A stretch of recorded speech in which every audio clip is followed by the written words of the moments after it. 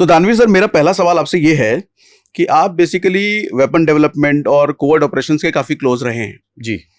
तो अभी जो लेबनान में हुआ उसके बारे में आपसे बात करना चाहूंगा कि पेजर्स, वॉकी टॉकी को जिस तरीके से हथियार बनाया गया है, तो मैं आपसे ये पूछना चाहूंगा कि आज के टाइम में फुल फ्रंट वॉर की जगह क्या इस तरह के अनकन्वेंशनल अटैक्स चलने लगे हैं? देखिए, लड़ाई के जो तौर तरीके हैं वो 70 के दशक के बाद धीरे धीरे बदली होने लगे और हमने 80 के दशक में असिमेट्री देखना शुरू किया। ये असिमेट्री हमको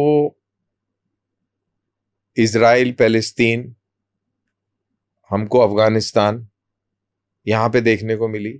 फिर हमें ये कश्मीर में बहुत देखने को मिली। ये किस तरह की है असिमेट्री?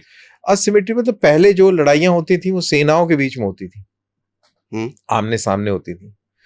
जब आपने सेनाओं को एक दूसरे के साथ में लड़ना आपने बंद कर दिया और आपने अपनी प्रॉक्सीज को लड़वाना शुरू कर दिया तो ये असिमेट्री हो गई। यासिर अराफात, ये जो मॉडर्न आतंकवाद जिसको आप बोलते हैं या इस्लामिक आतंकवाद जो आप कहते हैं, इसकी शुरुआत अगर मैं कहूं तो वो यासिर अराफात ने करी। एरोप्लेन को हाईजैक कर लेना, एरोप्लेन में बम धमाके कर देना, ये कार्रवाई वहां से शुरू हुई। तो फिर ये चीज हमने अफगानिस्तान में देखी, हमने पंजाब में देखी, हमने अलग अलग रूप में हमने कश्मीर में देखी। और इस असिमेट्री का टेक्नोलॉजी के साथ बिल्कुल तालमेल रहा। जैसे ही आपके पास में रेडियो फ्रीक्वेंसी बेस्ड आपके पास में डिवाइसेस आ गए तो आपके पास रिमोट कंट्रोल आईडीज आ गई, इम्प्रोवाइज एक्सप्लोसिव डिवाइसेस आ गए, जिसका पुरजोर तरीके से अफगानिस्तान में इस्तेमाल हुआ, कश्मीर के अंदर बहुत इस्तेमाल हुआ, नॉर्थ ईस्ट में बहुत इस्तेमाल हुआ। तो टेक्नोलॉजी जैसे जैसे इजाद होती गई, अलग अलग तरीके उसके निकलते गए। आपको याद होगा अफगानिस्तान में एक बहुत मेरे एकदम से मेरे दिमाग से उतर रहा है, बहुत बड़े एक वॉरलॉर्ड थे नदर अलायंस के, उनको पत्रकार बन के उनको खत्म कर दिया था।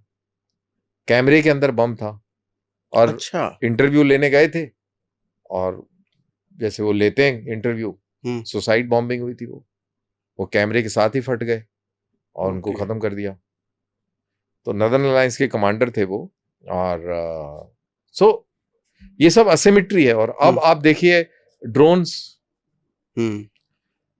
ने पूरी असिमेट्री कर दी। कितनी मजबूत ताकतवर सेना को घुटने पे लेके आ गए वो ड्रोन्स, दैट इज रशिया। उससे कुछ यूक्रेन के जंग शुरू होने से पहले आपने अजरबैजान आर्मीनिया के बीच में जंग हुई, वहां से ड्रोन युद्ध एकदम हाईलाइट हो गया। अजरबैजान ने बहुत मजबूत आर्मीनिया की फौज को रातों रात तबाह कर दिया इन ड्रोन्स की वजह से। और फिर हमने उधर यूक्रेन में देखा और अब हमने एक नया डायमेंशन इस चीज का देखा है इजराइल द्वारा कि उन्होंने पेजर बम्स का इस्तेमाल किया।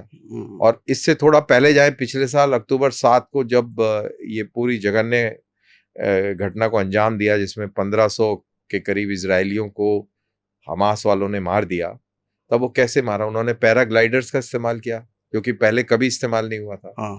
तो ये सारी चीजें असिमेट्री को पैदा करती हैं जो कि नॉर्मल तौर तरीकों से परे हैं और अगला उस चीज का अंदाजा नहीं लगा सकता और इस वजह से उसको असिमेट्री कहा जाता है। तो क्या इलाज है इसका? इसका कोई इलाज नहीं है। इसके लिए इसका एक ही इलाज है कि आप अपने आंख नाक कान खुले रखने पड़ेंगे।